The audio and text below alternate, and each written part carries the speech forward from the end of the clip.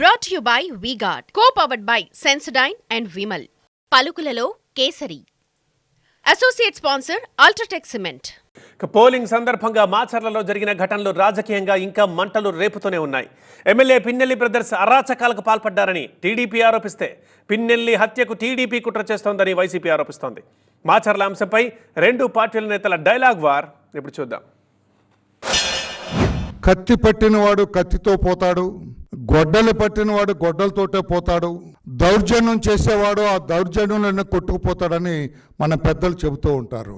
ఆ రకంగా ఈ రోజున మాచర్ల శాసనసభ్యుడు పిన్నెల్లి రామకృష్ణారెడ్డి గారి దౌర్జన్య కాండ, అతని దుర్మార్గపు చర్యలు ఒకటొకటి బయటపడుతూ ఉన్నాయి.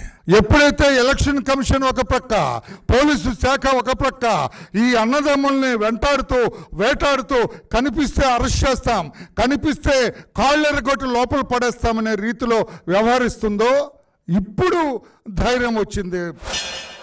ఖచ్చితంగా పిన్నెల్లి రామకృష్ణారెడ్డిని అంతమొందించటానికి తెలుగుదేశం పార్టీ తీవ్రంగా ప్రయత్నం చేస్తుంది. వెంకటరామిరెడ్డి అండ్ ఎమ్మెల్యే రామకృష్ణారెడ్డి ఇద్దరు కూడా భయానక వాతావరణం సృష్టించడంతో ఇంకొక సీరియస్గా దారుణంగా ఒక ఏజెంట్ వెంకటరెడ్డి, దుర్గంపూడి వెంకటరెడ్డి అనే నా కుటుంబం మీద దాడి తర్వాత దుర్గంపూడి వెంకటరెడ్డి కుటుంబం మీద దాడి చేశారు. ఇద్దరు పిల్లల్ని చిత్తకొట్టారు. ఆయన బోర్ను ఏడ్చాడు. ఇట్లా జరిగింది. ఇప్పుడు వెంకటరెడ్డి బాధితుడు ఏజెంట్ కూర్చున్నాడా? అవును, మరొక బూత్లో కూర్చున్నారు. ఆయన కూడా నా కుటుంబం మీద దాడి తర్వాత మా ఇంటి పక్కనే ఆయన ఇల్లు, ఆయన కుటుంబం మీద దాడి చేశారు, చిత్తగొట్టారు. మామూలు కొట్టలేదు. అతను మీ బూత్ ఏజెంట్, అతను వేరే బూత్ ఏజెంట్. ఇది దుర్మార్గం అండి. ఎక్కడ అంటే ఆ ఊళ్ళో అక్కడ నియోజకవర్గంలో ఎవరు కూడా కూర్చోకూడదు, తెలుగుదేశం పార్టీ ఏజెంట్గా ఉండకూడదు. ఉంటే చంపేస్తారు. పోలీసులు తమాషా చూస్తారు. డీజీపీని అడుగుతున్నా, సిఎస్ చీఫ్ సెక్రటరీ గారిని అడుగుతున్నా, వాట్ ఈస్ దిస్? ఆంధ్రప్రదేశ్ రాష్ట్రంలో ఉన్నామా? ఏదైనా డిక్టటోరియల్ గవర్నమెంట్లో ఉన్నామా? ఏదైనా టెర్రరిస్ట్ గ్రామంలో ఉన్నామా?